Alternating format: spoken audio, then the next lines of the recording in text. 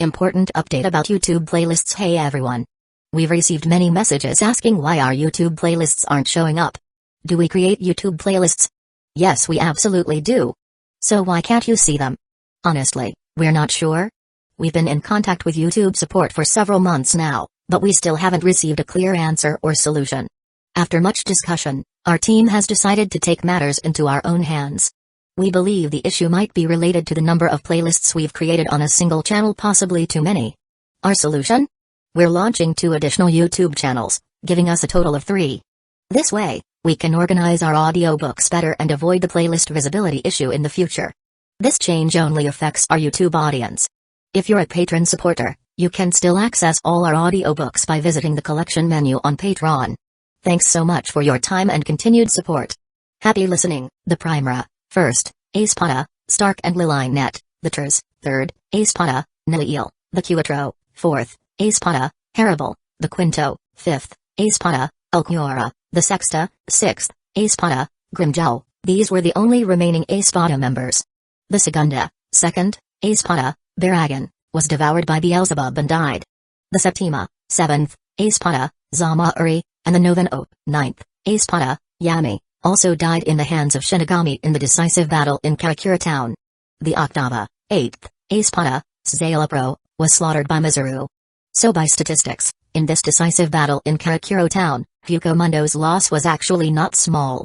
Except for the Rancor group, the rest, such as Bounce, were all injured because of their battle against Ichigo, and as the injuries on Rancors and Kaname were healed by Beelzebub, when all of them were standing in the hall with injuries, their group looked a bit out of place. Karayajin also realized this. No one else was injured, but they were injured. Doesn't this mean that their group was weaker than others? This strengthened his determination to become stronger, but at the same time, he had to pin his hopes on Rantau, because Bound was a race created by her. The moment their race was born, time was fixed on them. They could not even continue their race by producing offsprings. Although they have a long lifespan, it was very difficult to change, or rather, improve their strength. Therefore, he could only count on Rantau to help them improve their strength through experiments. If it was him in the past, he would definitely not believe such a thing. But after witnessing Hollows becoming stronger by rancorization, and witnessing the power of science, he believed that Rantau could definitely help them improve their strength.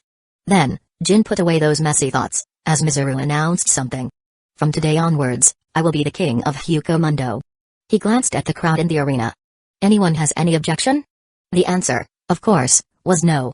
When Aizen was the king of Hueco Mundo, Mizuru's status was already very high.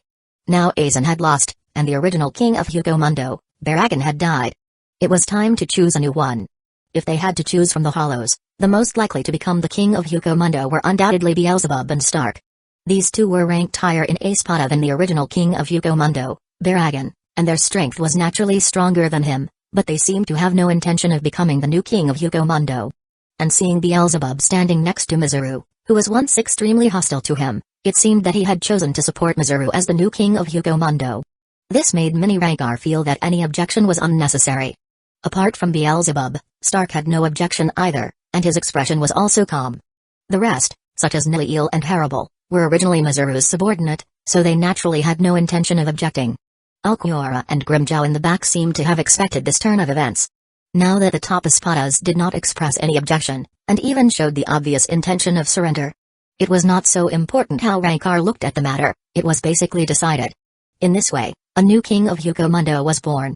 In the world of living, within the fake Karakura town, Anohana, with the help of Orihime and Hanataro, healed the wounded Shinigamis who were injured in the decisive battle. Seeing Orihime display her abilities with her own eyes, Anohana couldn't help but feel a little emotional. Her ability to heal was simply too powerful. Her Kaido was already being assisted by her Zanpakuto. Although it could heal people's injuries, it couldn't do anything to the mutilated limbs, but Orihime could use her ability to even restore the mutilated limbs. Soon, the injuries of many wounded were alleviated. Serious injuries turned into minor injuries, and Anohana did not plan to take care of the minor injuries for the time being. After all, her spiritual pressure was also limited. As many Shinigami's injuries improved, especially after Yamamoto woke up under the treatment of Anohana, Yaruichi came to him and reported a message. Aizen Sosuke has been defeated and is now sealed under Kisuke's care, waiting for the Soul Society to take him. But after Aizen was sealed, there was another new change. Karakura town suffered an accident. The culprit that caused this change is Yoruichi's expression was a bit complicated. She never thought that the person she trusted so much would do such a thing. But then, amidst the complicated emotions of Anohana, by Akaya and others, she said the name to Captain Yamamoto. Kyomizaru. Chapter 314, Disposal of Aizen. A few days have passed since the final battle in Karakura Town. Karakura Town, which was transferred to the Soul Society, was transferred back by the Shinigami of the Soul Society on the same day. Many Shinigami also successfully returned to the Soul Society with the help of the four-pillar barrier in advance. After a period of recuperation, on this day, while many captains and vice-captains were still injured. Bang bang bang bang, the sound of call for a meeting sounded, and the first captain's meeting after the final battle in Karakura Town was held. Soon, the captains and vice-captains of each division arrived one after another. Yamamoto glanced at the vacant captain and vice-captain of the third division, said nothing, and then looked at the rest of the people. Except for the absence of the captain and vice-captain of the third division for obvious reasons, all the captains and vice-captains of the other divisions have arrived. Because of the Karakura Town battle, the captains and vice-captains who went to the world of living to participate in the battle were all wounded and needed further recuperation. Fortunately, because of Oriheim, their limbs that were crippled in the battle have also recovered, and so, no one was disabled. Strictly speaking, the favor owed by the Soul Society this time was not limited to Ichigo, they actually owe a lot to Oriheim too. In addition to these personnel who went to the world of living to participate in the battle, those who have not gone to participate in the battle, such as the 8th Division Vice-Captain Nanao, and the 10th Division Vice-Captain Ranjaku, also had complicated expressions. There were some things that made them still brooding. Boom! The crotch in Yamamoto's hand hit the ground hard. Many captains and vice-captains, whether they were distracted or not, all came back to their senses at the same time and listened attentively. Yamamoto looked serious, scanned the crowd, and said, "The main reason for this meeting today is for a few points. First, in the Karakura Town battle a few days ago, Soul Society side won the final victory, and the Aizen Sosuke has been sealed. One of the reasons for holding this captain meeting today is related to him. But before talking about the disposal of Aizen Sosuke, I have to mention the second thing. Although he didn't talk about Aizen's disposal first, everyone didn't have any opinions, because too many things happened recently, and almost each one of them were shocking." Yamamoto suddenly made a detour to another topic, so he was definitely not talking about something trivial. That is, Central 46 was massacred once again. When we were fighting Aizen in the world of living, someone sneaked into Central 46 and slaughtered all the sages and judges. Then the murderer sneaked into Noble Street and slaughtered almost all of the nobles of the Noble Street. This is an outrageous crime and absolutely intolerable. Because of this, although Aizen Sosuke has been sealed this time, Central 46's vacancy is delaying his judgment, and because he is far more dangerous than all previous criminals in the Soul Society, he must be dealt with as soon as possible. So today, I summoned all of you here to discuss how to deal with him." After saying this, Yamamoto stopped talking. He wanted to hear the opinions of the other captains.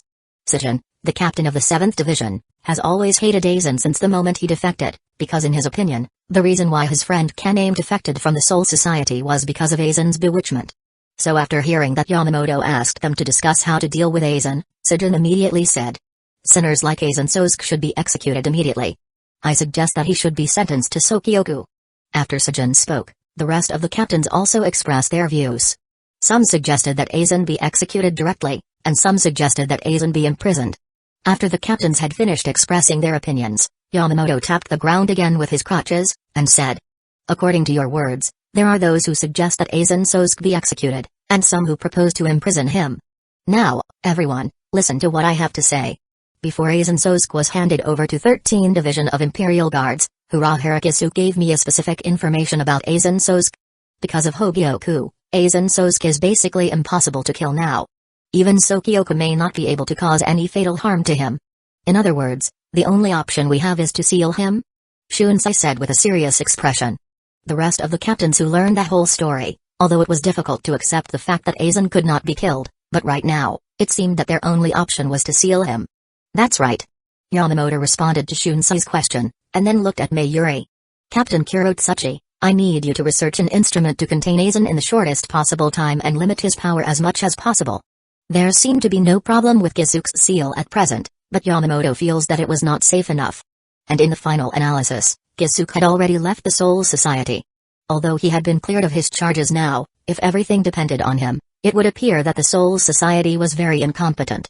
What's more, in this decisive battle, the Soul Society side was really incompetent. Not to mention that they were all defeated, even Aizen was finally defeated by Ichigo. Mayuri grinned and said, "No problem, just leave it to me." With regard to Aizen's arrangement, the curtain was pulled down on his topic. He would soon be imprisoned, and it was a foregone conclusion that he would be locked in the lowest level of the central great underground prison, Muken. After the Aizen's matter was over, Yamamoto started talking about another matter. After investigation and testimonies from eyewitnesses, the person who sneaked into the Soul Society to massacre Central 46, caused the Noble Street massacre, and then robbed the power of Gyuruki from the Karakura town's underground veins at the time of our decisive battle in the world of living was Kyomizaru, the former captain of the 3rd Division. He has been following Aizen Sosuke from many years ago, and is one of Aizen's accomplices. Some time ago, when I sent some of the captains to Hueco Mundo to help Ichigo Kurosaki, he had volunteered. Now, it can be confirmed that he was going to Hueco Mundo to meet Aizen Sosuke.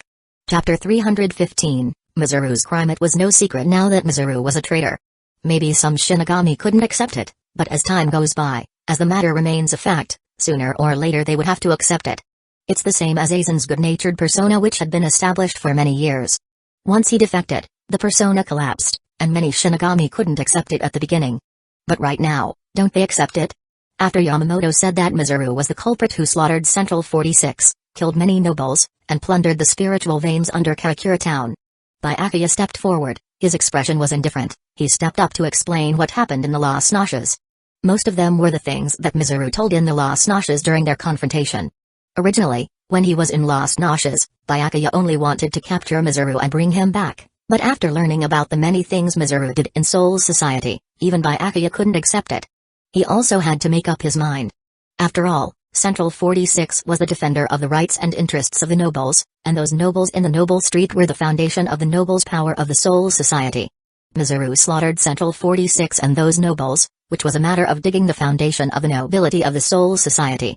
Even though Byakuya, as the heir of the Kachiki family, took the lead in abandoning the glory of the nobility, and married the Rakongai-born Hisuna, but after she died and he succeeded as the head of the Kachiki family, because of his status, he had to carry the glory of the Kachiki family on his shoulders. As the head of the 4 great nobles, the Kachiki family should maintain the rights and interests of the nobles. Not to mention, besides being the head of the Kachiki family, he was also the captain of the 6th Division, which was also responsible for the nobles. These dual identities made him able to take Mizuru as his teacher. But after Mizuru committed such a felony, intending to dig out the foundation of the nobility, he had to take the initiative to stand up and do the righteous act of fighting his own teacher. It's unbelievable. Shujuk commented hearing Byakuya tell that before coming to Soul Society and becoming Shinigami, Mizuru lived alone in Hueco Mundo for over 100 years, and did not degenerate into hollows. He used to be from the Hueco Mundo Expeditionary Force, and had been on the Hueco Mundo expedition for many years, so he knows exactly what a Hueco Mundo's environment was like. Even for the Hueco Mundo's Expeditionary Force, 100 years was a very long period of time. It could be said that it would be a great achievement to be able to fight for 100 years in Hueco Mundo. At that time, Mizuru wasn't even a Shinigami, and he stayed in Hueco Mundo for so long, so it's no wonder that Mizuru was so strong after formally becoming a Shinigami, because his sharpness was honed through countless battles. Following Byakuya's narration, many captains and vice-captains also understood since when Mizuru has been following Aizen. He turned out to be brought out from Hueco Mundo by Aizen. When it comes to spending time with Aizen, he was with him even longer than Jin and Kaname. During this period, Mizuru and Aizen's 2 trips to Hueco Mundo were also mentioned by Byakuya. The first time was when Mizuru went to Hueco Mundo to rescue Aizen shortly after he became the captain of the 3rd Division, and the second time was when Mizuru, Aizen and Kaname went to Hueco Mundo to hunt down Tsunayashiro Tokunoda. These 2 things were not considered much by Soul Society's Shinigami in the past, because they seemed quite ordinary. Now that they thought about it, it gave them the chills. No one thought that behind those ordinary missions back then, there were so many hidden secrets. Fortunately, now Aizen had failed and would be imprisoned in the deepest part of the underground prison forever. What awaits him would be endless loneliness and desolation. But when they think of Mizuru who was still at large, the moods of many captains became a little gloomy.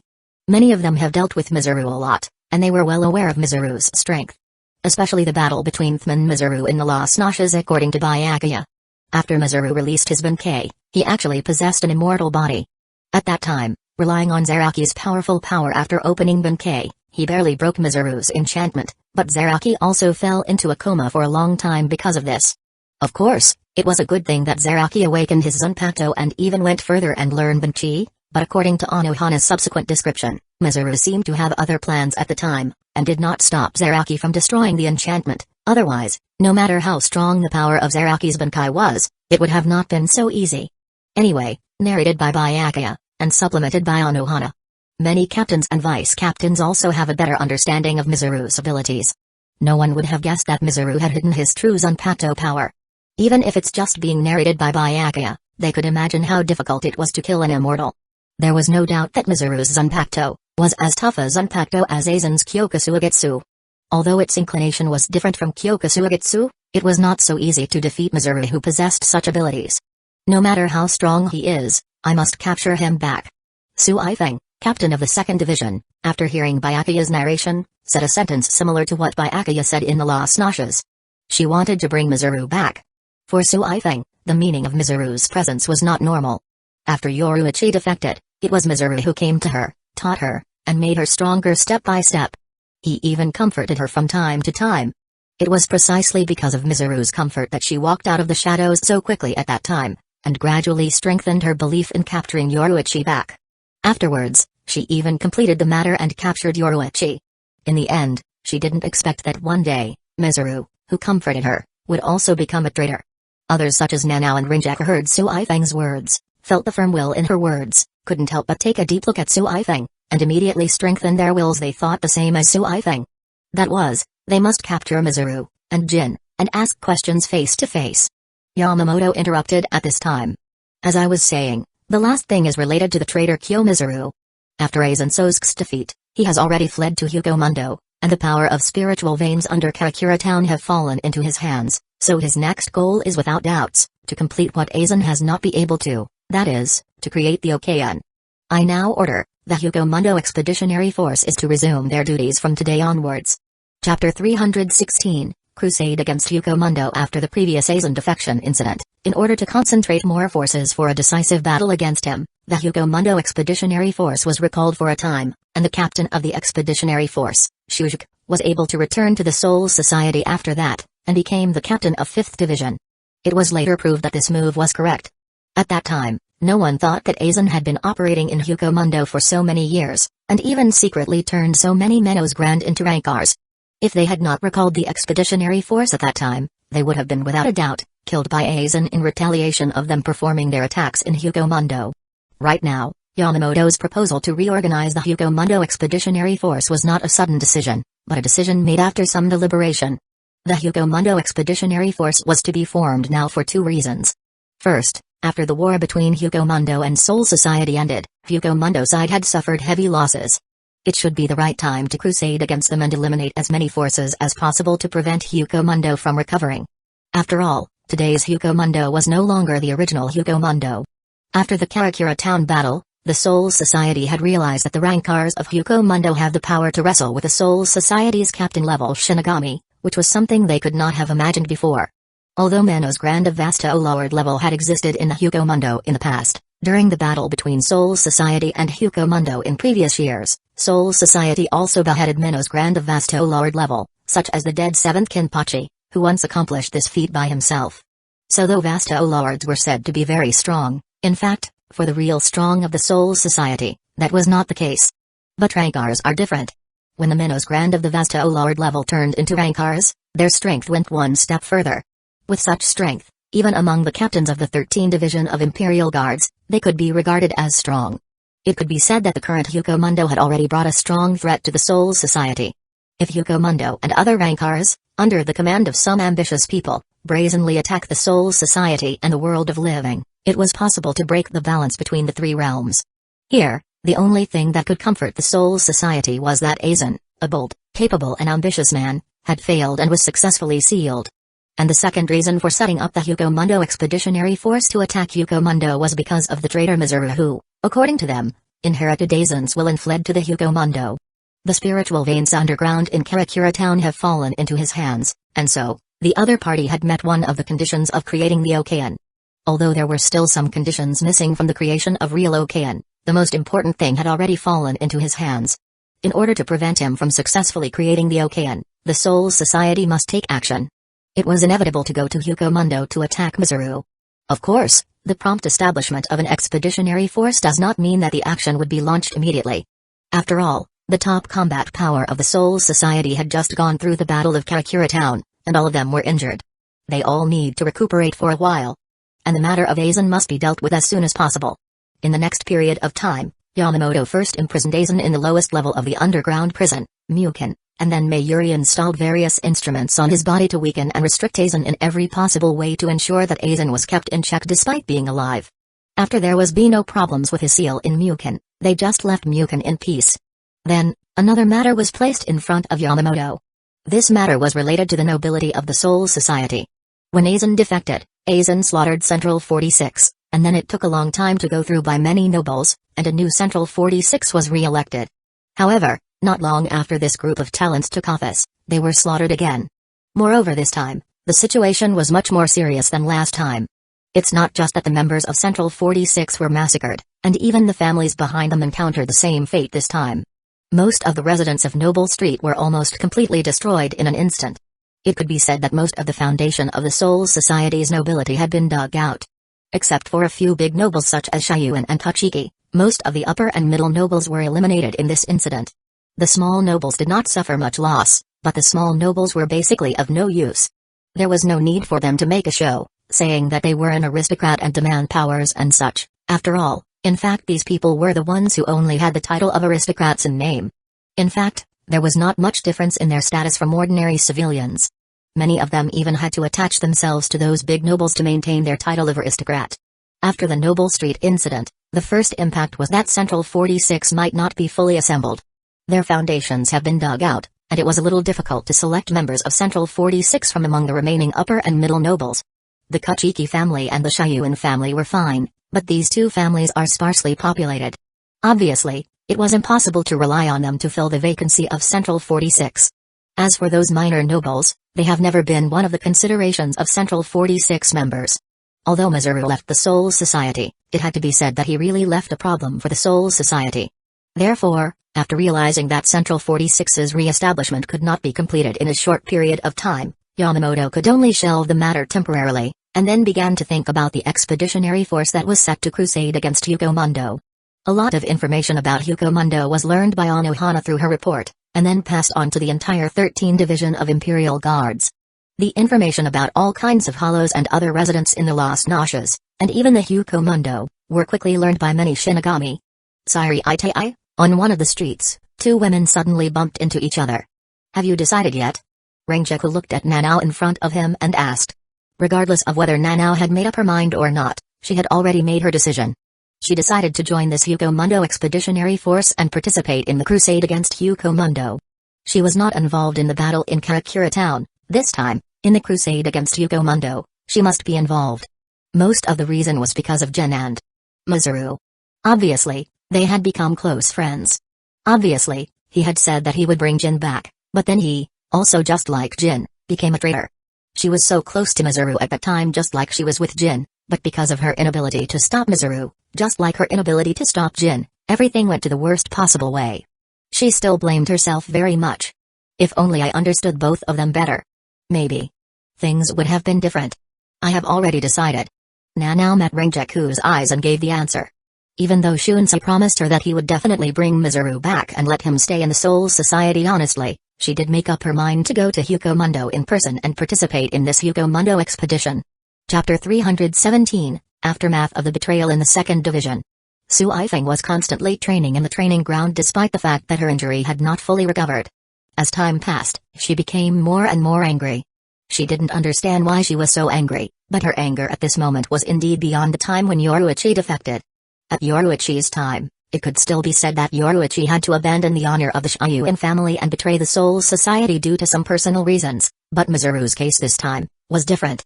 Abandoning his Shinigami identity, slaughtering Central 46, causing the Noble Street tragedy, and taking away the spiritual veins under Karakura Town and already running away with hollows to Hueco Mundo. Each and everything Mizuru had done could be called highest degree crimes. Su Ifeng, as the captain of the 2nd Division and the leader of the Onmitsukido, was obliged to bring such criminals back to the Soul Society for delivering the rightful punishment and execute justice. She wanted to ask Mizuru face to face. Why did you choose to do these things? Why did you betray everyone? As for what kind of punishment Mizuru would face after he was brought back, Su Ifeng no longer had the heart to think about it. In simple words, her only thought at this moment was to bring back the traitor Kyo-Mizuru. In the 11th Division, Zaraki had already woken up, but recently, his mood seemed to be a little depressed. He was no longer as excited as before. He looked at Maki, who had returned to the 11th Division, and said softly. That is to say, at that time, you saw Yachiru disappear with your own eyes? Yes. Maki responded truthfully. When you awakened your Zanpakuto, Captain, she was right in front of me and then, she suddenly disappeared. Although I don't know what's going on, it must have something to do with that guy. Although I enjoyed the Hueco Mundo fight last time, this time, it's for Yachiru. I have to fight him again and get her back. Zaraki believed that the disappearance of Yachiru was related to Mizuru. After all, they were both deep in the enchantment behind his Bankai. There were some words that Maki did not say. That is, he surmised from what Yachiru was mumbling, Yachiru was most likely Zaraki's Zanpakuto. Otherwise, how could there be such a coincidence? At the same time that Zaraki awakened Zanpakuto, Yachiru mysteriously disappeared. But this guess was too unbelievable. From the moment this conjecture took root in his mind, sometimes, even Maki himself couldn't believe it. 10th Division. Toshiro had also been depressed recently. As another proud student of Mizuru, Mizuru taught him personally even more than Byakuya. Even before he was admitted to Shino Academy, Mizuru had been teaching him for a long time. This laid the foundation for him to become an excellent Shinigami, so after he entered Shino Academy, even though he was young, he was able to quickly become a top student, and then graduated with countless honors.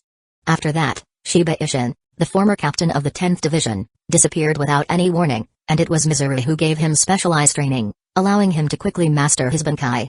However, one day, he suddenly discovered that the teacher he respected so much turned out to be a traitor. This made Toshiro feel extremely sad.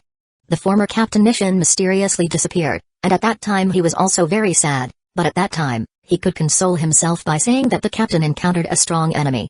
But what about Mizuru's betrayal? What is the purpose of actively joining in Hueco Mundo? In addition to Mizuru's betrayal, there was one more thing that was noticed by Toshiro. That is, according to Byakuya's narration, there was a Shinigami who followed Mizuru in the Hueco Mundo at that time, and the Zanpakuto he used was suspected to be Hiren Mauru. Byakuya speculated that it might be because of some experimentation by Aizen, so that guy's Zanpakuto looked so much like Hiren Mauru. But it reminded Toshiro of something else. In fact, there were two Hiren Mauru in this world. The owner of the other Hiren Mauru was called Kusaka Sojiro. On the eve of their graduation, because of the awakening of a second Hiren Mauru, at the orders of Central 46 of that time, he had to fight a battle to death against him, and then Sojiro was declared a loser, and was executed. He should be dead. But now there was identical Hiren Mauru. Is he not dead? Or did Aizen steal his body and use his body for some experiments? Toshiro spawned a lot of speculation. But no matter what kind of speculation it was, it couldn't change his determination to participate in this Hueco Mundo expedition. This was the Soul Society side, which because of Mizuru's betrayal, was once again in turmoil even after Aizen's defeat. This turmoil couldn't help but permeate throughout the Soul Society, and even spread to the world of living. Inside the Urahara store, Gisuke was in deep thought. Gisuke, what are you thinking so hard? Yoruichi came to Gisuke and asked. Gisuke also did not hide what's on his mind. I am thinking about some problems. It is not only because Mizuru betrayed us, but something else. To be honest, his betrayal surprised me, but after knowing the reason behind the action, it doesn't seem to be unacceptable. He went to Hueco Mundo. At best, it gave us an additional enemy similar to Aizen, but it is not very difficult to deal with him when we have all information about him. For Gisuke, the most terrifying thing was never a powerful enemy, but an unknown enemy.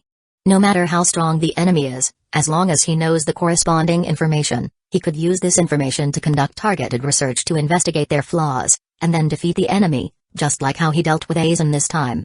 Immediately, Gisuke followed on what he was thinking. I'm thinking about that last line that Aizen said. The 1,000-year-old feud is about to come to the surface. I really want to know how the Soul Society will deal with that group of enemies lurking in the dark. A 1,000-year-old feud. That is to say, an enemy from 1,000 years ago. There is indeed one. Before Mizuru betrayed him, he also came to him and said some things that could be related to it, such as about Chihuahua, told Gisuke a lot of speculations he had about the Wandenrook dormant in the dark. Perhaps, these two things may be the same thing. What do they know? Gisuke referred this day to Aizen and Mizuru. Back then Mizuru said that he knew these things from Ishita-soken, But now it seemed that it might not be so simple. Mizuru's betrayal might or might not be related to this incident, but it was something he needed to look into. Chapter 318. The storm is approaching. Kisuke didn't forget his words of warning just because of Mizuru's betrayal. Although Mizuru's betrayal shocked him a bit, but conversely, when he thought about Mizuru's position and motives, he realized that although he belonged to Aizen's group, he doesn't necessarily have the same path as Aizen. The biggest proof of it was that after he created the Hogeoku back then, he immediately informed Yoruichi and Mizuru, but Mizuru did not tell Aizen about it. It was not until many years later that Aizen came to know that he had created a Hogeoku. This meant that Mizuru at that time hid it from him. Otherwise, the big event that happened in the Soul Society that year would definitely not as simple as it was, and Aizen would never have let him rescue so many captains and vice-captains who were hollowified so easily. The truth, what exactly is it? Kisuke suddenly wanted to know the exact reality to this string of circumstances. For a wise man, the most uncomfortable thing is that there is a question in front of him that could not be answered. Similarly, what made him happy was that, though there was a difficult problem for him, there was also clear directions to explore the answer. Hueco Mundo. Recently the Los Noches is under construction. During the previous battle, the Los Noches was severely damaged, and even the artificial sky of the dome was destroyed, so during this period, under the control of many rankars in the Los Noches, some low-level minnows grand took on the role of brick movers and started to professionally repair the Los Noches. Although Mizuru was not as particular as Aizen, but he too planned to make the Los Noches beautiful. After all, if it was too dilapidated, it would not feel very good to stay in. In the main hall of Los Noches, it looked a little deserted. When there was no meeting, the members of Espada and alike stay in their respective palaces. Although the main hall had not been restored to its former beauty and magnificence, after the first repairs, it was not too bad. Of course, they would have to continue to carry out some fine decoration later. Mizuru sat casually on the throne. Beside him stood Jin and Kaname. Kaname looked calm. Aizen's defeat certainly made him a little uncomfortable, but fortunately Mizuru came back in time. After Tsunayashiro Tokunoda slaughtered the Tsunayashiro family, he, in front of Mizuru and Aizen, swore that if they both could help him kill Tokunoda, he would work for them all his remaining life. Then, in the battle in Hueco Mundo, Mizuru killed Tokunoda in front of him. Since then, Kaname had become more determined in following Aizen and Mizuru, and had done a lot of shady things for Aizen, but it was not Aizen that he respected the much. It would true to say that he respected Mizuru even more than he respected Aizen. After all, Tokunoda's death had nothing to do with Aizen, and it was Mizuru who really solved his knot in his heart. Jin, on the side, also seemed a little more relaxed than before. Although when Aizen was around, he always had a relaxed attitude, but he only looked relaxed on the outside. In fact, he was on guard all the time. After all, from the first day he joined under Aizen, he had the intention of doing something bad. Now that Aizen had failed, Los Noches had changed and came under a new owner, who was by Mizuru on his side, although he was once extremely wary of Mizuru, and even now he still couldn't see through some of Mizuru's motives. But compared to Aizen, his perception of Mizuru was undoubtedly much better. "Where is Beelzebub?" Jin asked Mizuru. During the battle in Karakura town, he got a glimpse of the relationship between Mizuru and Beelzebub, and he asked Mizuru such a question at this moment because after Mizuru pulled out the spiritual vein under Karakura town, he handed over the spirit vein to Beelzebub. "What's the matter? You suddenly care about him? It's not like your usual style, Jin." Mizuru turned his head and glanced at Jin. Jin narrowed his eyes, and there was a faint smile on the corner of his mouth. "I don't care about him, but you did such a thing. The Soul Society will not let it go. If Beelzebub really has any action to take, it's better to let him hurry up." Previously, Aizen only showed the determination and capability to create Okayan, and there was such a big movement on the Soul Society's side just for that, and even had Captain Yamamoto took action himself. What Mizuru had done, compared to Aizen, was even worse. After returning to Hueco Mundo, he also learned from Sojiro and Grimjow what Mizuru did when they were fighting against the Soul Society in the world of living. First, he fought a battle against Byakuya, Anohana and Zaraki in the Hueco Mundo, and pushed Zaraki to awaken Zanpakuto, and even go further and learn Bankai. This surprised him.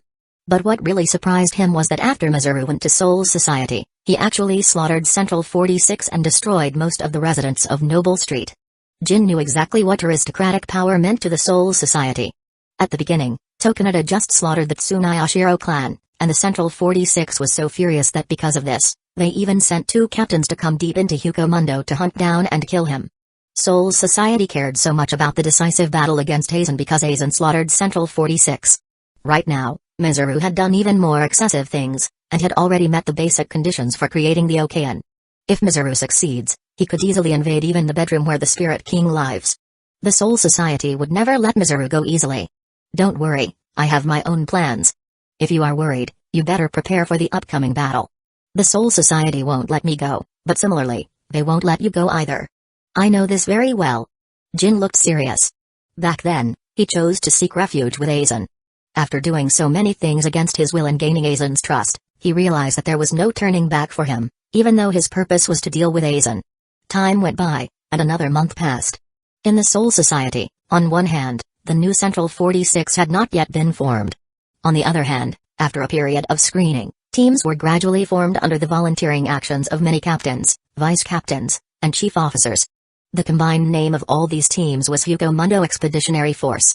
Of course, the strength of this expeditionary force surpassed all previous Hueco Mundo Expeditionary Forces. Because this unit was personally commanded by the head captain, Yamamoto Genryu Uzai Shigakuni. He personally participated in the last Karakura town decisive battle due to the danger Aizen posed. Right now, Mizuru was even more harmful than Aizen. In order to prevent Mizuru from successfully creating Okayan, and to maintain the dignity of the 13th Division of Imperial Guards, he would once again take action himself.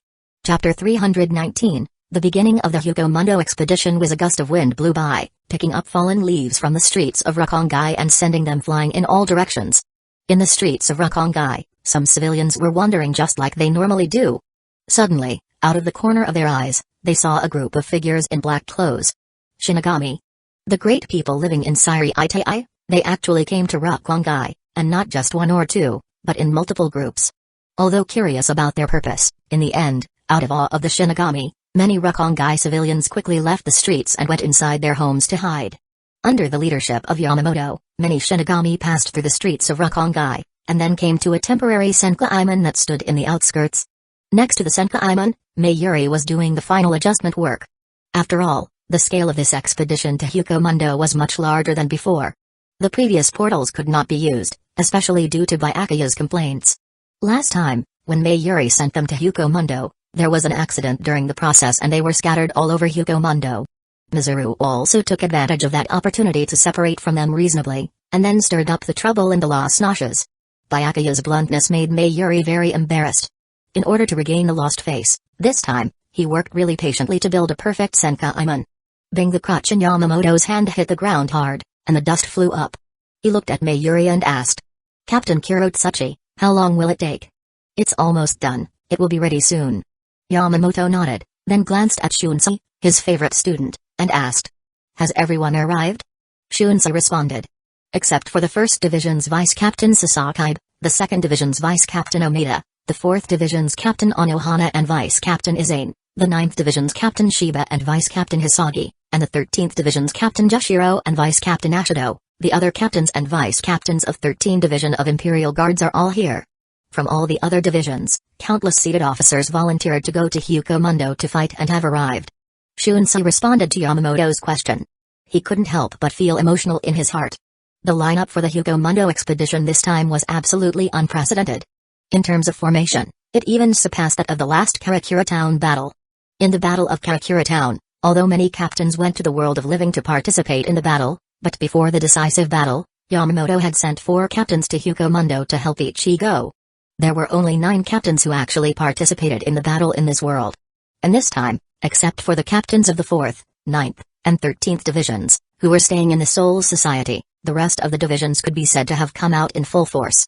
Of course, if only the number of captains were to be counted, Mizuru's defection also made it that were only 9 of them, but their real combat power was definitely more than last time.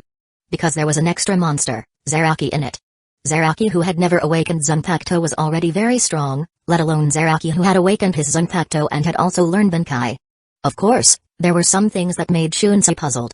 Joshiro and Ashido did not participate in the battle. It could be understood that Joshiro was sick and weak, and Ashido does not want to go to the sad place Hueco Mundo where he was trapped in self-blame for many years. Shiba Keian of the 9th Division did not go to the battle because Siri Ai needed him to stay and be on guard.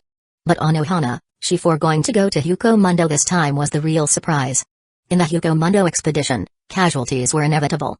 As a result, Anohana, the captain of the medical team, refused to go to Hueco Mundo. But after all, This is an old senior's decision. Even if it was Yamamoto, he wouldn't force the other party. After listening to Shunsei's report, Yamamoto nodded lightly and didn't say much. After Shunsei finished reporting these things, his eyes could not help but sweep across Nanao's face. Nanao's resolute expression made Shunsei couldn't help but sigh sadly. He didn't know how many times he persuaded Nanao not to participate in the Hueco Mundo expedition, but in the end, Nanao made up her mind to participate. Of course Shunsei knew why. It was because of Mizuru. It was worth mentioning that the last time Nanao confronted him like this was also for Mizuru. Mizuru, you bastard, you are really harmful. Nanao was not the only one that Mizuru had harmed. In the queue of the 2nd Division, Su Ifeng was standing with an indifferent look. Originally, her Vice Captain Omega volunteered to join her in this expedition, but she refused the offer in the end. Rather than taking Omega to participate in the expedition, she wanted to capture Mizuru by herself. In the 10th Division group, both the captain and vice captain looked complicated. The rest of the team were actually not much better. In simple words, Mizuru's betrayal affected those who were close to Mizuru in 13th Division of Imperial Guards the most, and just as Mizuru's intention, all of Mizuru's contacts were high-level personnel of Imperial Guards. Especially since his defection was after Aizen's defection, and Aizen's defection caused harm to many Shinigami and Sirite AI. This betrayal could be described as adding insult to injury. After Mayuri completed the final adjustment of the Senkaiman, he reported the matter to Yamamoto. Yamamoto promptly gave an order, and immediately, under the leadership of many captains and vice-captains headed by him, all the Shinigami present, dressed in Shiakusho, Zanpato around their waists, and brown summer robes, followed behind them, stepped into the Senkaiman, and officially headed towards Hueco Mundo. Among all the Shinigami, most of them were going to Hueco Mundo for the first time. After all, the Soul Society had never organized such a large-scale Hueco Mundo expedition before. But even if it was their first time, there was no fear on their faces.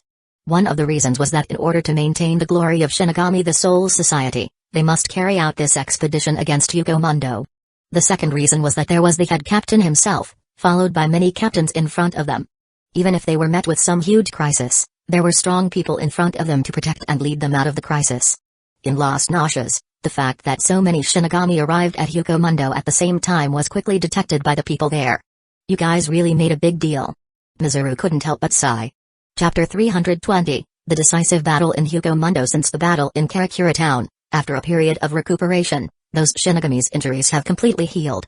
On our side, the A-Spada suffered heavy losses. How should we deal with the Soul Society's attack this time? Jin squinted his eyes and sighed softly when he saw the video presented by Ulquiorra. Although Aizen single-handedly defeated all the Shinigami in the last Karakura Town battle, and even went to the Soul Society, but if Aizen was excluded, Hueco Mundo's side would be at a big disadvantage. First, when Byakuya and others came to Hueco Mundo, many of the Menos Grand including Rankars died at their hands. Then, in the Battle of Karakura Town, A-Spada lost several members, but when it came to the Soul Society side, because of the endless reinforcements Soul Society could provide, Aizen did not bother to kill and simply incapacitated them. For this reason, although many Shinigami were seriously injured, there were practically zero casualties. Now, they have healed of their injuries, and were back in fighting shape. In the decisive battle a while ago, Hueco Mundo's biggest gain was that Mizuru secretly slaughtered Central 46, then went to Noble Street, slaughtered them too, and captured the spiritual veins of the Karakura Town. Jin's words were heard by many Espadas present. Stark, Nileel, and Harable doesn't have much expression. Ulquiorra, as always, had an indifferent expression. If Soul Society wanted to destroy the Las Noxias, he would the first one to jump out to battle them. Grimjaw was even more straightforward. It's nothing more than consequences of not doing your work well. In the battle in Karakura Town, you suffered so much losses because I didn't go. With my participation this time, the result will definitely not be so miserable. Grimjaw's words also spoke for many Rankars who did not participate in the Karakura Town battle. A lot of Rankars had a megalomaniac personality. T.L. Note, megalomaniac, a person who has an obsessive desire for power. In their view, the reason why several Espadas were lost in the Karakura Town battle was because all of them did not go. At that time, Aizen was too arrogant and only brought a few people. If every one of them also participated in the battle, the result would definitely be different. Those Rankar who participated in the decisive battle in Karakura Town, although they had seen the power of the Shinigamis, they too had no fear. On the contrary, they only had anger and frustration for the Shinigami attacking Hueco Mundo this time so aggressively. Hueco Mundo was their territory, and Shinigami dared to act like this. It was really audacious to them. If they were defeated by Shinigami in their own territory, where would the pride of Hueco Mundo dwellers be? Therefore, with the idea of showing them their place and avenging the last loss, this part of the circle was also full of fighting spirit. Looks like morale is quite high, Mizuru commented. Then he looked back at Alquiora. Alquai-kun, prepare the teleportation device, let's begin the battle against Shinigami. Mizuru's words made quite a few rankars stare. No one thought that Mizuru would choose to directly start the all-out battle against Shinigami, but after thinking about it, it seemed that they could understand why Mizuru made such a decision. Soul Society aggressively attacked, and the scope of this battle even surpassed the last Karakura Town decisive battle. Shinigami at the captain and vice-captain level could be found everywhere, and there were many officers with outstanding combat power following them. With such a lineup, there was nothing that could stop them along the way, even where the Menos Grand lives, the forest of Menos Grand. With the Shinigami's current lineup, it is estimated that they would be able to punch through it directly. Since there is no way to stop the Shinigami's footsteps, it was better to start the battle directly, so as to save them from attacking the Lost Noshes step by step and falling into a situation where there was no way to retreat. Alquiora was taken aback when he heard Mizuru being called Alquai-kun. He never thought that he would suddenly have such an extra nickname, but in the end he did not refute the title. Following Mizuru's order, the teleportation device was activated. In the Soul Society, Keto such as space transference and time stop were prohibited because they would affect the space-time order of the Soul Society. But in this Hueco Mundo, for Aizen who ruled the Lost Noshes earlier, there was no such prohibition. When he ruled the Lost Noshes, the only prohibition was probably the prohibition of destroying the Lost Noshes. On the periphery of Hueco Mundo, in the vast desert, there suddenly appeared a huge amount of dark figures. They were all dressed in Shyakusho and brown summer robes. After all, Byakuya and others had just visited Hueco Mundo not long ago, and among the accompanying people was Shujuku, the former expeditionary captain who had lived and fought in Hueco Mundo for many years. Even though Soul Society had many Shinigami who have never been to Hueco Mundo, under the guidance of these experienced people, they were still fully on track. Among their ranks, Rukia and Renji had complicated expressions. They didn't expect that they would come to Hueco Mundo again after only a short time. The only difference was that Ichigo, Ishida, and Sato were not there this time. After all, this crusade against Hueco Mundo was an internal matter of the Soul Society, and there was really no reason to involve human friends from the world of living. Thinking of what happened last time, Rukia couldn't help but think of Ichigo again. She knew about Ichigo's current situation, she didn't know what happened to him after he lost his Shinigami powers, and whether he was okay or not. Rukia, go on. Rukia suddenly felt that someone pushed her, she recovered and saw the face of her elder brother Byakuya. It was only then that she realized that she had stopped walking because of her distracting thoughts. Then, she continued to step forward and follow the group. The environment of Hueco Mundo was really not good. Even if it was the second time for her to come to Hueco Mundo, Rukia still felt the desolation of this place, but their purpose was not to travel, or to revisit an old place, but to deal with that person. Thinking of the relationship between that person and her elder brother, Rukia couldn't help but sigh again. In so many years, Hueco Mundo had fought countless times against the Shinigami. Yamamoto undoubtedly had came to Hueco Mundo previously, but, after all, it was many years ago. So after coming to Hueco Mundo this time, he handed over the task of leading the way to Shujuku. As the former captain of the Hueco Mundo Expeditionary Force, Shujuku had fought in Hueco Mundo for many years and knows the environment of the current Hueco Mundo very well. Under his leadership, the Hueco Mundo Expeditionary Force marched towards the inner circle of Hueco Mundo unimpeded. But soon, he found that he didn't seem to need to lead the way anymore. Because there was a crack in the space ahead, the crack opened slowly, and when it disappeared, 10 figures appeared in the desert ahead. After seeing the people in the middle of that line of figures, the eyes of the Shinigami on the Soul Society's side froze slightly. Chapter 321, Confrontation compared with almost 1,000 figures on the Soul Society side, where there were captains, vice-captains, chief officers, and many ordinary Shinigami. The number of Hueco Mundo's side could be called insignificant. Their side consisted the only remaining members of the Espada's Fraction, a few Priver and Espada, and all of the Bounce. The total number of them were only a few dozen. But even though there were only dozens of figures, the Soul Society side didn't have any intention of underestimating the other side. They knew, those rankars on the opposite side were all well-deserved Minnows Grand. And Minnows Grand had a unique ability, which was, it could use low-level Minnows Grand such as Gillians, so as long as the rankars on the opposite side were willing, they could recruit thousands of cannon fodder at any time. Even more than thousands of cannon fodder at a single time was possible. Although the Jillian-level Minnows Grand were not very strong, and had low IQ and slow movements, and many chief officers could deal with it, but they were still Minnows Grand after all, and they were still considered powerful for ordinary Shinigami. This fact was also in the consideration of the Hueco Mundo expedition force that ordinary Shinigami would not play much role, so Yamamoto did not bring too many ordinary Shinigami to Hueco Mundo. Otherwise, given the threat Mizuru poses to the Soul Society, this expedition would definitely have 1,000 more people. However, after seeing this group of figures opposite to them, neither Yamamoto's, nor the captains, vice captains, and chief officers' mind lingered on these rancars for too long. Not even the Bounce, who were similar to humans and were mixed among them, attracted much of their attention. Their eyes, from the very beginning, stayed on the figures in the middle. Ikamaru Jin, Taosen Kaname, and Kyo Mizuru. In the Karakura town decisive battle earlier, there were also 3 figures stood together. The only difference was that the one standing in the middle changed from Aizen to Mizuru. Mizuru. Nanao muttered to herself. Rengoku looked visibly agitated and looked at Jin. Sui gritted her teeth and clenched her fists. If it wasn't for the fact that the head captain Yamamoto hadn't yet moved, she would have rushed forward to catch Mizuru, the traitor, back. After Shunsei saw Mizuru, he also changed from his usual lazy look and became serious. The rest of Mizuru's disciples, Byakuya and Toshiro, also had equally bad expressions. Toshiro also couldn't help looking at the crowd led by Mizuru, more importantly at a figure in animal skin clothes and a mask standing in the front of the crowd, because according to what Byakuya and others said, it was that figure who used the Zanpakuto identical to Hiren Mauru.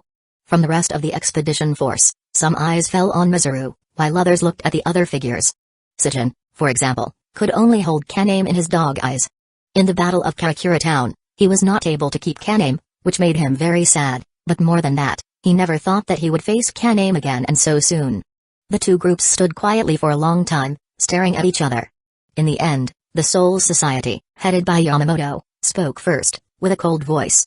Kyo Mizuru, you traitor, you dare to show up on your own initiative? Do you think you are invincible, or perhaps you are ready to surrender without a fight? Mizuru glanced at the many familiar figures on Shinigami's side, and finally, his eyes landed on Yamamoto. What nonsense are talking about, Captain? Could it be that you have gone senile? It's obviously impossible to surrender without a fight. I am here to have a decisive battle with you guys. I am quite eager to know, after losing the help of the Visored, Urahara Kisuke and his group, and Ichigo Kurosaki, what is the real strength of your Soul Society side? Mizuru's words were so blunt that Yamamoto's complexion immediately turned ugly. In the Karakura town decisive battle earlier, if it wasn't for the assistance of the Visored, Kisuke, Ichigo and others, the Soul Society side would have definitely suffered heavy casualties. Of course, they had killed several members of Aizen's subordinates. But Aizen alone was enough to defeat them all. Killing a few espadas was no big deal. And even if Ichigo defeated Aizen later, they couldn't count it as a win. After all, their base itself was attacked by Mizuru and inflicted heavy damage on them. Arrogant brat. Yamamoto was already angry, and after hearing Mizuru's words, he immediately pulled out his Zanpakuto. It was just a slash, but a huge sword pressure swept out, and came to Mizuru in an instant. Mizuru raised his hand, and a huge defensive wall appeared in front of him to block the sword pressure, while his calm voice sounded. Bakudo number 81, Danku. The sword pressure fell on the defensive wall, and was easily blocked. Seeing Mizuru, a traitor who betrayed the Soul Society, actually used Shinigami's methods to face him, Yamamoto immediately became even angrier. In the Battle of Karakura Town, because he was wary of Aizen's Zanpakuto and then was restrained by Wonderous Extinguer, he was unable to exert the true power of Rijinjaka, and was defeated by Aizen. He lost that battle while being extremely aggrieved. Although Wonderous was killed by him with Sokatsu, Double Bone, this was Hueco Mundo after all, and no one knows whether there was any rancor similar to Wonderous in here, which could restrain his Rijinjaka. Therefore, after his sword pressure was blocked so easily, Yamamoto knew that he had to release his Rijinjaka. All things in the universe turned to ashes. Rijinjaka. In Hueco Mundo, the temperature was already extremely high because it was under the scorching sun all the time. Right now, after Yamamoto liberated his Rijinjaka, the surrounding Shinigami could feel that the temperature in the air was increased many times. TSK. What a disgusting Zanpakuto. Next to Mizuru, Sojiro complained. Originally, Hueco Mundo's environment with extremely thin water vapor in the air was not conducive to Hiren Mauru's performance. After Rijinjaka was liberated, the temperature in the air rose again. He really didn't like to fight in this kind of place. Mizuru heard Sojiro's complaints, and didn't say anything about it, rather commented on Yamamoto's behavior. His temper is still as hot as ever. Saying so, Mizuru pulled out his Zanpakuto. A deep voice sounded from his mouth. Bankai. As soon as the word Bankai was spit out, The Zanpakuto in his hand disappeared, and then, boundless blood mist filled the air, engulfing all the figures of Hueco Mundo side and Shinigami side. The world suddenly turned blood red.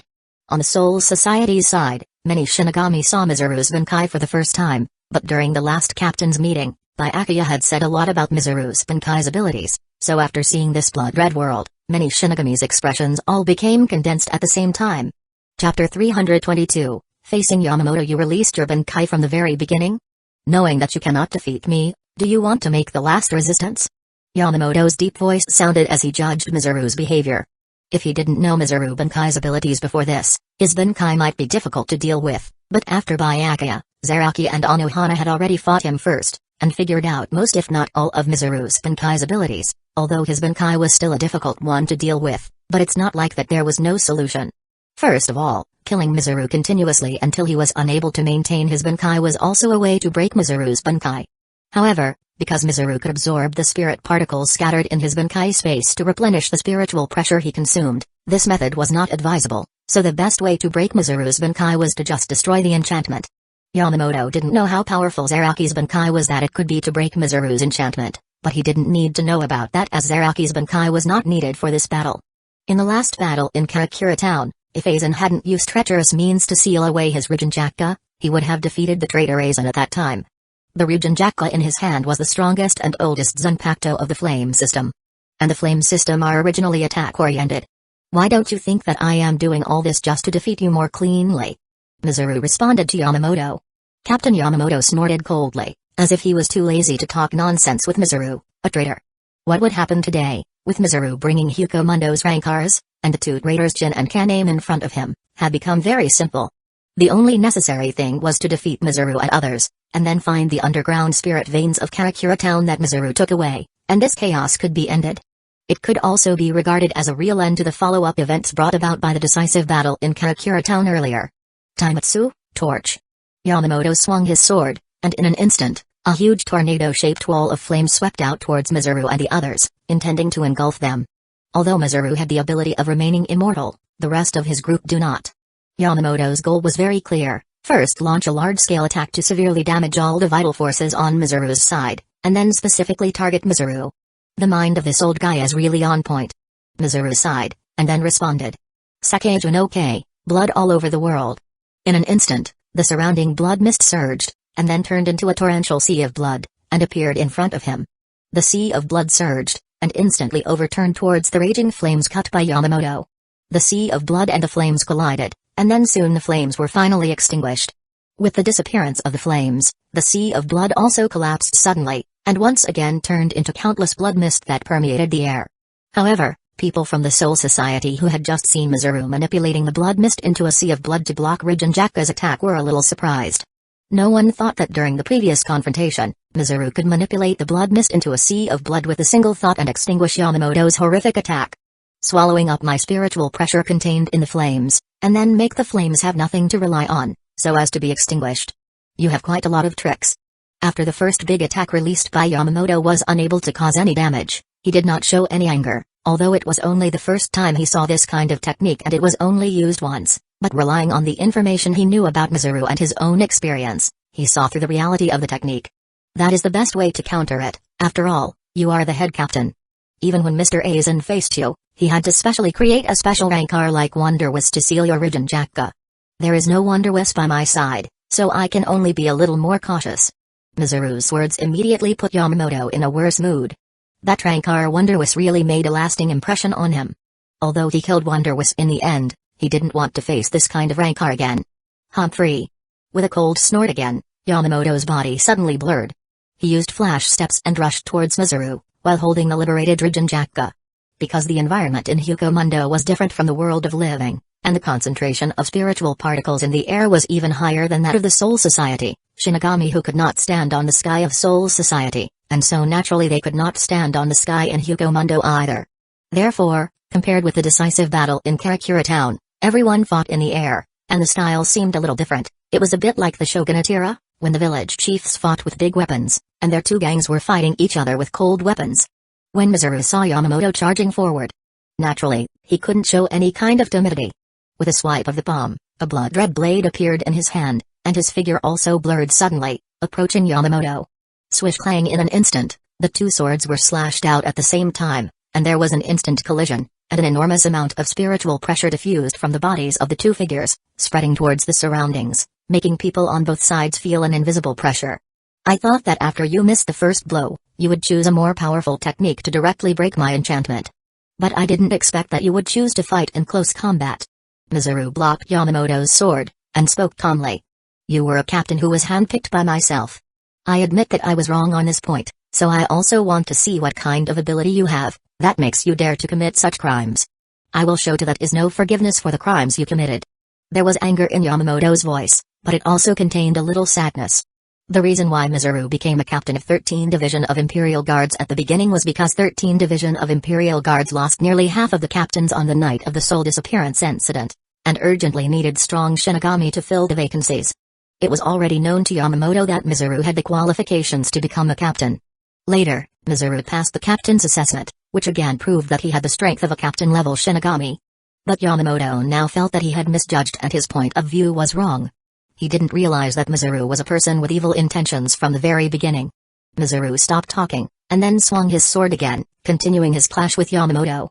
Yamamoto also seemed to have discovered that using a large-scale attack that contained spiritual pressure was easier to be drawn by Mizuru's enchantment to absorb spiritual pressure, and then those attacks would be invalidated, so when fighting Mizuru in close combat, he chose to use pure hand-to-hand combats and sword art.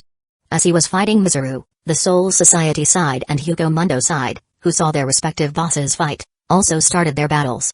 After Shunsei ordered the ordinary Shinigami in the rear not to act rashly for the time being, he along with the captains and many vice-captains and chief officers all stepped up. The reason why ordinary Shinigami were not to act rashly was because it was difficult for ordinary Shinigami to play a role in this battle.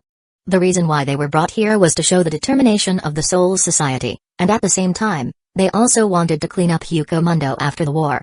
Aizen had been operating in Hueco Mundo for many years, and the whole Hueco Mundo had become extremely strange and dangerous. The Soul Society decided that Hueco Mundo must be thoroughly investigated. Chapter 323, Reappearance of Muramasa. Who could have thought that there will be a rematch between us? How unexpected. Shunsei took the lead in finding Stark, the Primera, first, Espada. In the Karakura town battle earlier, they were each other's opponents and had quite compatible personalities, but their battle was forcefully stopped because of Beelzebub. Now that he saw Stark again, Shunsei felt a little emotional. Stop talking nonsense. This time, you Shinigamis won't get out of Hueco Mundo alive. Although Stark was a lone wolf, he was hollow after all. Shinigami aggressively invaded Hueco Mundo with such an army, and so, even he was a little angry. What did Shinigami take Hueco Mundo for? Even though Aizen lost in the Karakura town battle, their Hueco Mundo was still not something to be trifled with. Now that the Shinigami had attacked Hueco Mundo in such a force, they must make them pay the price. It seems that this time, it will be different. Shunsei supported his bamboo hat, and said softly, his eyes became cold. That's just right, this time, I also don't plan to leave Hueco Mundo until I beat that guy. Yamamoto was not the only one who was disappointed by Mizuru's betrayal. Shunsei was the same, he was also disappointed and angry. After Shunsei and Stark faced off, the captain of the 5th Division, Shujuku, faced Haribal. His Zanpakuto, like Yamamoto, was a fire tribute Zanpakuto, and Haribal's Resurrection, Tiburon, Spanish for shark, Japanese for supernal shark empress, was of water attribute, so this was going to be a collision between water and fire. 6th Division's captain, Byakuya faced Ulquiorra. During the Karakura town battle last time, although they both were in Las Noxias, they did not collide. This time, when Byakuya was about to attack Mizuru, Ulquiorra immediately stood up and blocked him. After the battle with Ichigo, Ulquiorra understood the meaning of having a heart, and then refined his Resurrection, Segunda Etapa further. The change in him was that of evolving from originally a semi-autonomous Rancor to a complete autonomous Rancor. Now after initially refining the power of his Resurrection, Segunda Etapa, it was just right to try it out on Byakuya. Sijin, the captain of the 7th Division, has only one goal, which is Kaname. Although Toshiro, the captain of the 10th Division, wanted to face his teacher Mizuru, but after Mizuru started fighting Yamamoto, he finally set his sights on another person. It was the figure dressed in animal skins and a mask of animal bones. After he slashed at the other party with a sword, and then being blocked by the opponent's sword, Toshiro's eyes fell on the Zanpakuto in the opponent's hand. Although the one facing him looked like a hollow from his dress and appearance, but judging from his spiritual pressure and a Zanpakuto in his hand, there was no doubt that the person in front of him was a Shinigami. What is going on with the Zanpakuto in your hand? Toshiro's deep voice sounded. What do you think? Toshiro? The masked figure asked back in a deep voice. Just after Toshiro sensed the spiritual pressure from the other party and then heard this slightly familiar voice, he couldn't help but being shocked. He gradually had an unbelievable guess in his heart. You are Sojiro? As soon as the word Sojiro came out, Sojiro suddenly became inexplicably angry, and his attacks became more and more fierce, which made Toshiro even more determined of his guess. Zaraki faced off against Grimmjow, both being warlike. They instantly recognized their own kind. Perhaps for Zaraki, who had awakened his Zanpakuto now, as long as he liberated it, he could easily defeat Grimmjow, but he did not do so, because his purpose of fighting had never been to defeat the enemy, but to enjoy the battle itself. Of course, besides enjoying the battle, he also had another purpose in participating in this Hueco Mundo expedition, which was to find out where Yachiru went. Mayuri, the captain of the 12th Division, faced Nilil. In the previous Karakura Town battle, he had fought against Nilil, but as a scientific researcher, he was run like a dog by Nilil's powerful mobility after she performed her resurrection and suffered a lot. This time he had faced her again, and he believed that in this second round, he could definitely get the advantage over her. Although Nilil was a female, but for him, scientific research had no gender distinction and thus nothing would stop him to use any means he required to secure victory. Renji, Rukia, Kaku, Yumikika, and some other vice-captains faced the Espada's Fraction, Bounce and others. Su Ifeng, captain of the 2nd Division, looked at Mizuru, who was engaged in close combat with Yamamoto, and a tiny Zanpakuto appeared on her finger. She didn't intend to talk about fairness or martial arts, but planned to take the opportunity to attack Mizuru and give him 2 blows with her Sazumbachi, directly bringing the curtain to this battle. However, just when she was about to get close, a figure with the face of a fox suddenly stood in front of her. My. Now, I can't let you interfere with Captain Mizuru's battle, can I? Ikamaru Jin. Seeing the figure standing in front of her, Su Ifeng uttered angrily. This one was also a traitor. She immediately shifted her target and attacked Jin. Jin, as always, squinted his eyes, not paying attention to Su Ifeng's anger, but then, another figure appeared beside her, and his expression changed slightly. Growl. Hanko. A grimaced suddenly erupted with the cry, and Jin immediately knew who it was. Renjaku.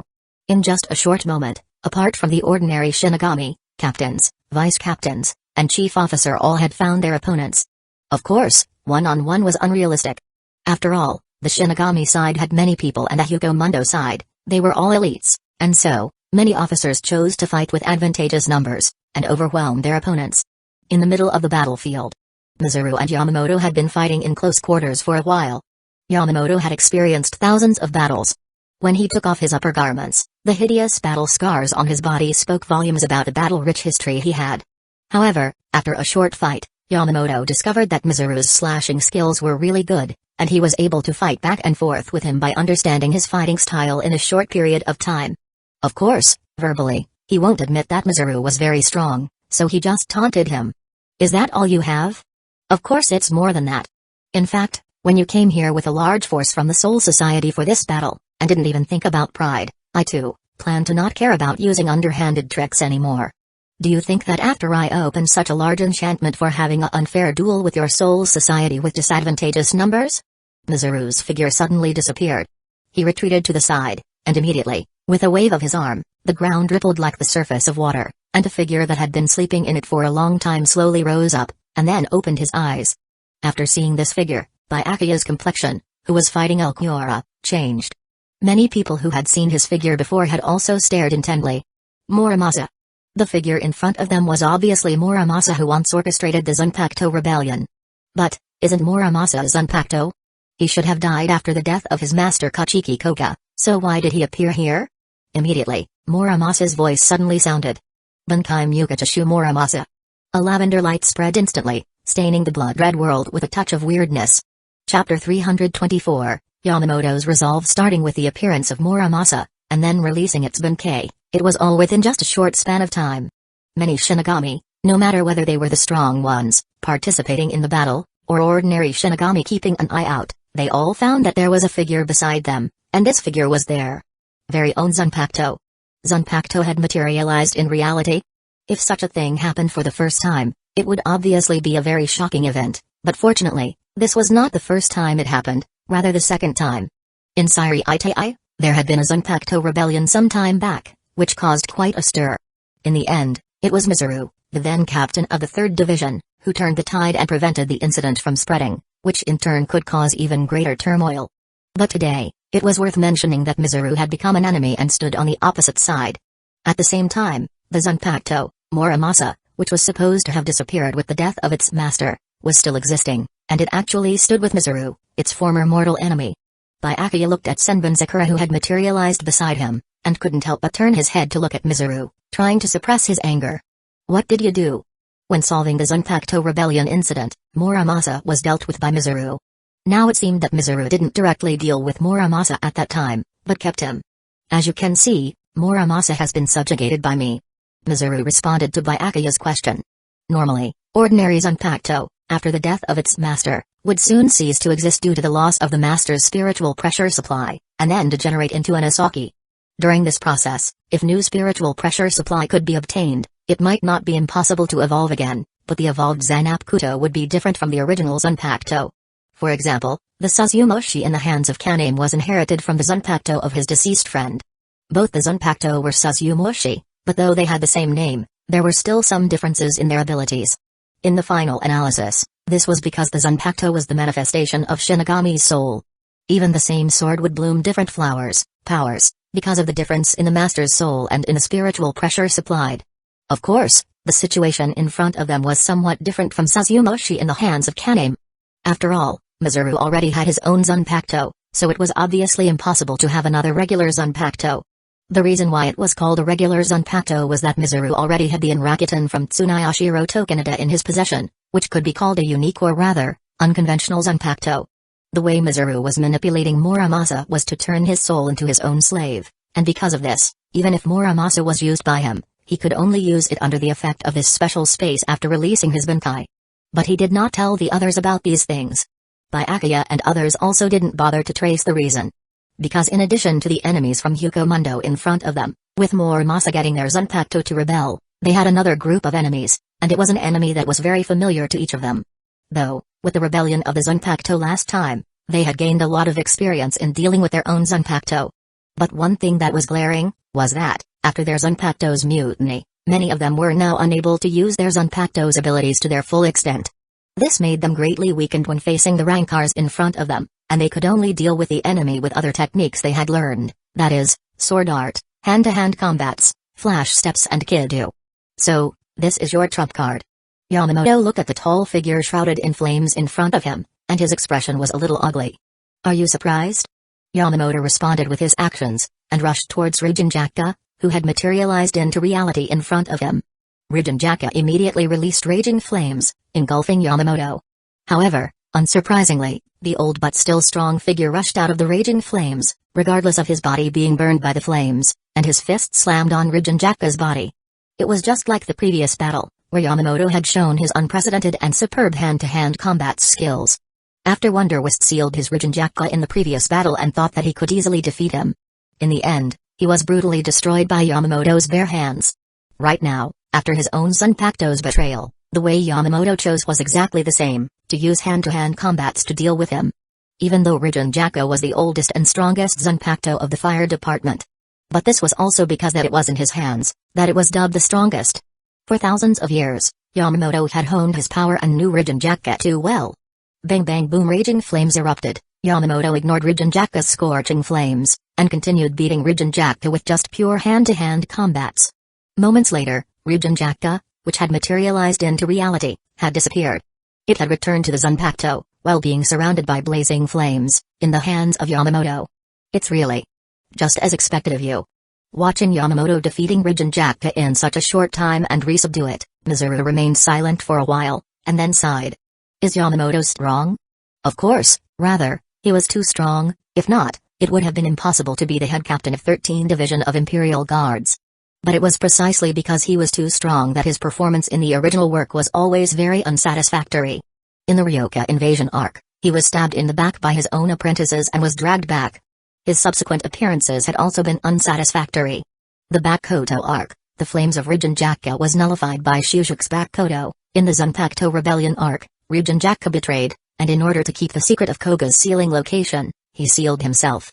In battle at Fake Karakura Town arc, Rijinjaka was once again restrained by being sealed by Wondrous Extinguer. It could be said that it was precisely because Yamamoto was too strong and his combination with Rijinjaka was even more deadly, that almost everyone who were hostile to Yamamoto would choose to first concoct a plan targeting his Rijinjaka. During the Zanpakuto Rebellion arc, although Muramasa once let Rijinjaka betray him and forced him to close his own heart. But right now, it seemed that Muramasa's ability did not cause too much trouble to Yamamoto.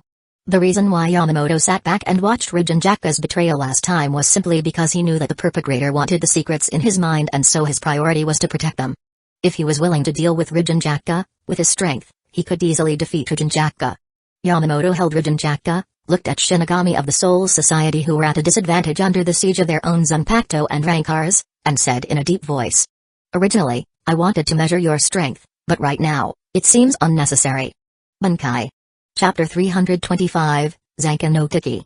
Yamamoto's voice echoed. Nobody expected Yamamoto to unleash his Bankai.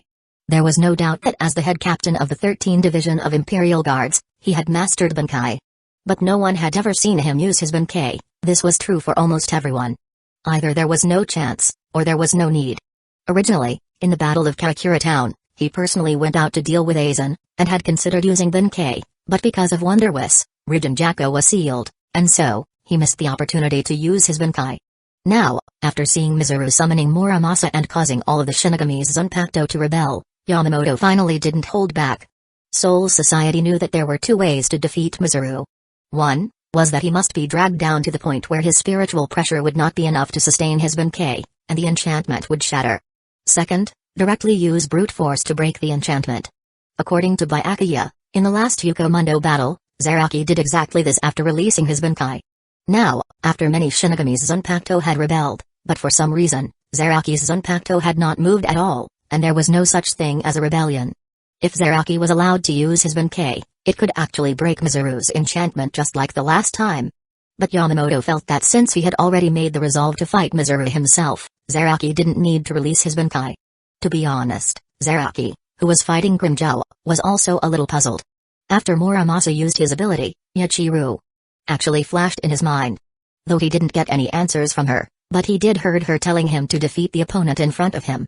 Although he didn't know why she appeared in his mind, since it was her idea, he followed suit. So Grimmjow felt the endless pressure brought by the real Kenpachi Zaraki. Zaraki was just too strong. Even Grimmjow couldn't help but complain secretly that other Shinigamis Zanpakuto had rebelled. Why the hell are you special? Why doesn't your Zanpakuto rebel? But at the moment, Grimmjow didn't have the time to think much about it, because he too heard Yamamoto's voice. After the sound came out, a powerful and suffocating spiritual pressure swept out from Yamamoto's body in an instant.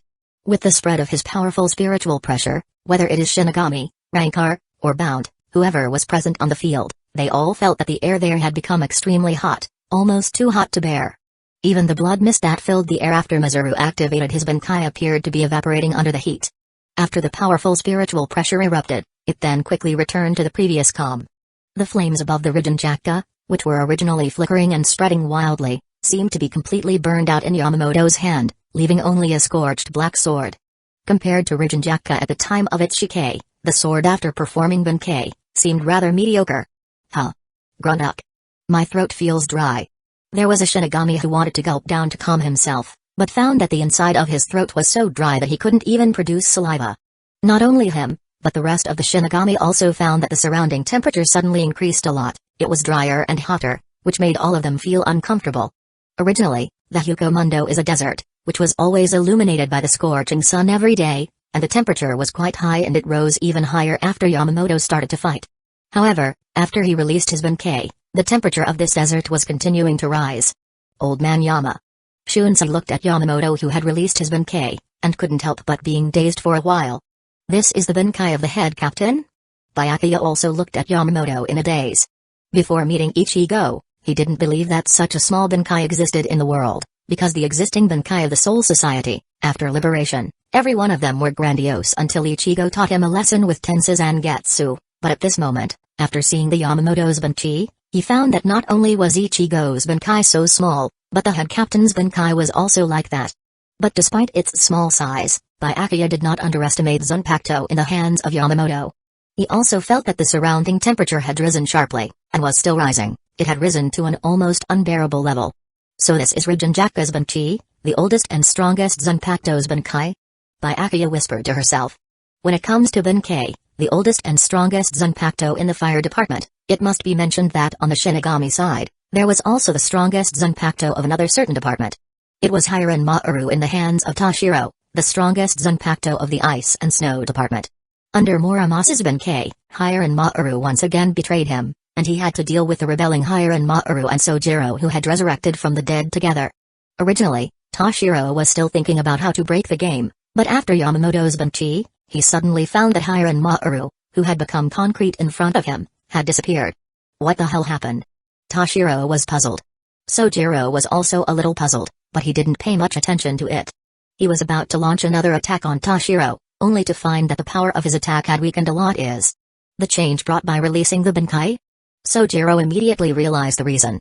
Hiren Maru had a basic overriding skill, which was that it could affect the weather, which was one of the symbols of the strongest Zanpakuto in the ice and snow department. After liberation, the weather would change and become extremely cold, and then provide Hiren Maru with the perfect home field for battle. Ryujin Jakka, as the strongest Zanpakuto in the fire department, obviously also had such overbearing abilities. The power of Hiren Maru has weakened, and the Hiren Maru that had been concretized to reality also disappeared suddenly. All of this is probably because of the spike in temperature after Ryujin Jakka's Banchi, which made Hiren Maru unable to adapt to it. But how could such an outrageous thing happen? Sojiro felt that it was a little hard to accept. His Zanpakuto was also the strongest in a certain department. Why was Hiren Maru not as good as Ryujin Jakka? In fact, not only Toshiro and Sojiro were affected, but Haribel and Rukia were also the same. Haribel's resurrection was of the water element. At this moment, she found that she couldn't even summon a drop of water. Rukia was similar, so Denoshi Ryuki couldn't summon ice anymore. In other words, it couldn't dance anymore. In comparison, although Hiren Maru's power was weakened, at least it could still summon some ice. In contrast, the fire element powers had been strengthened at epic levels.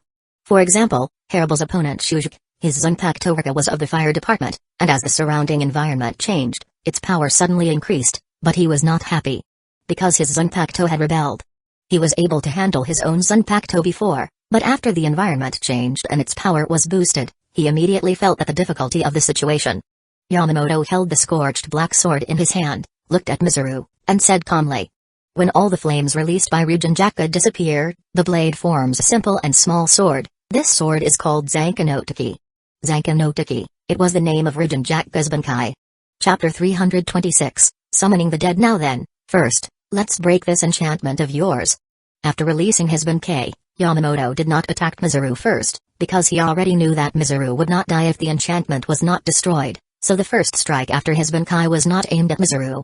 He raised his hand, and slashed out the scorched black sword in his hand.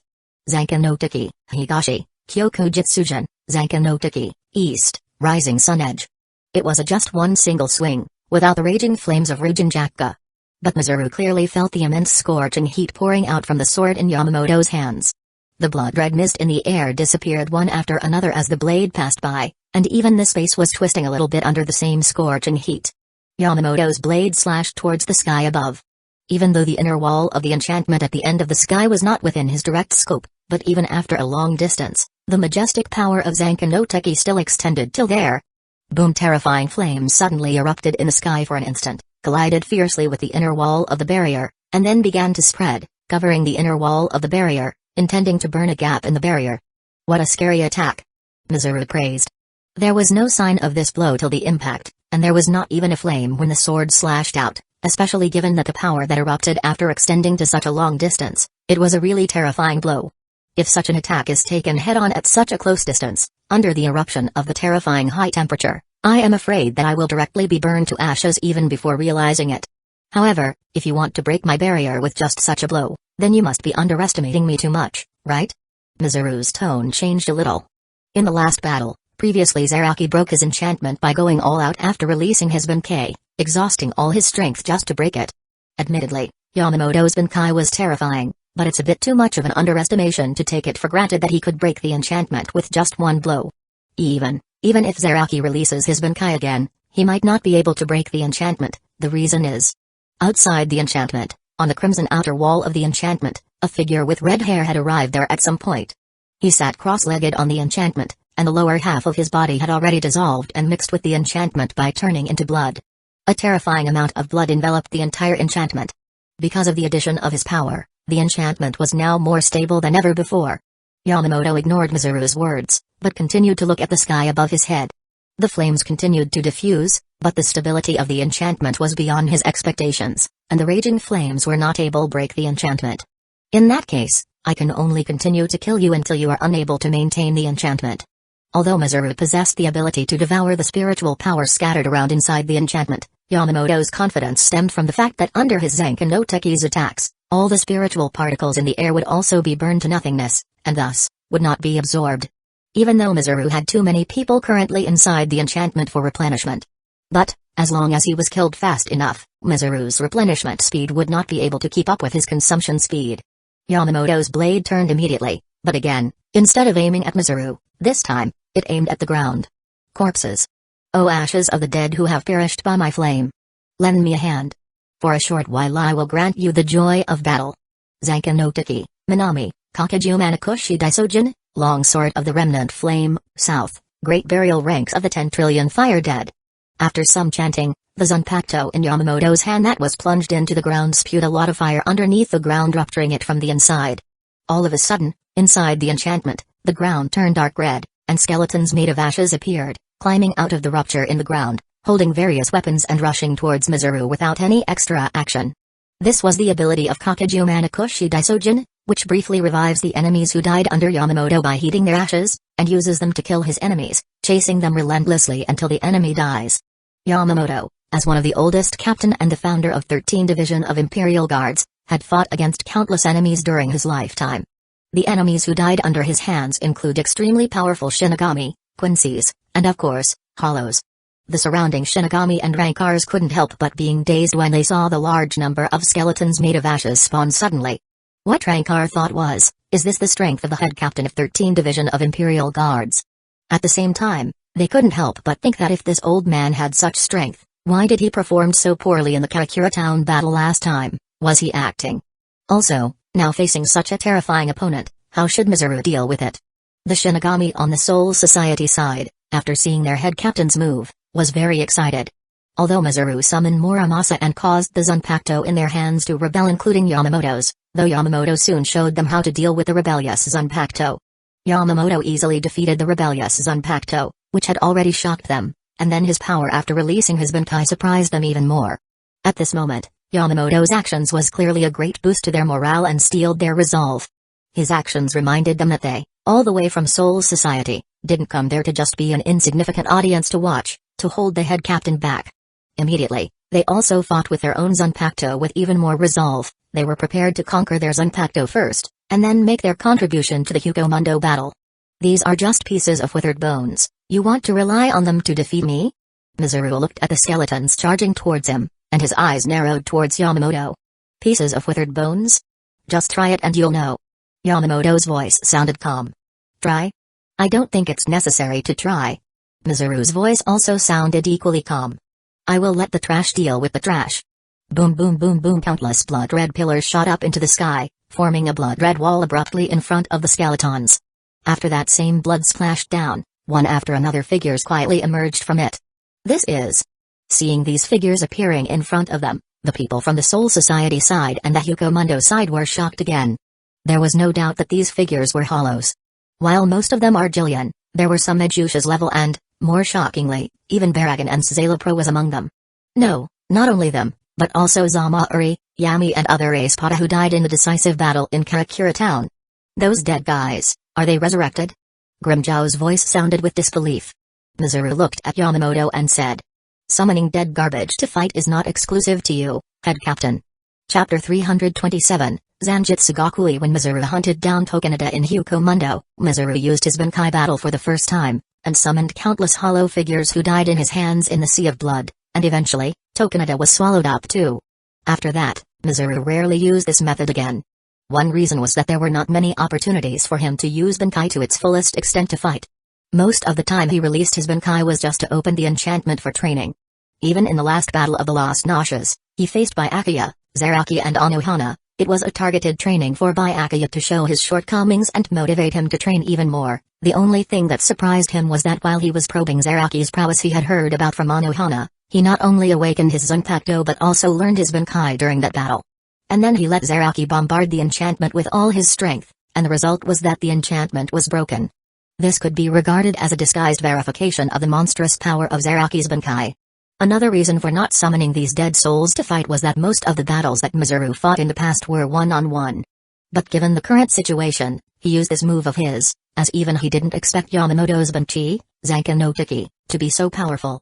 Yamamoto wanted the dead under his hands to have a siege on Mizuru, but he doesn't want to give him that chance. Although there were many powerful people among the group of dead who were briefly revived under Yamamoto's Banchi, including Mano's Grand, Quincy's, and Shinigami too, but in the end,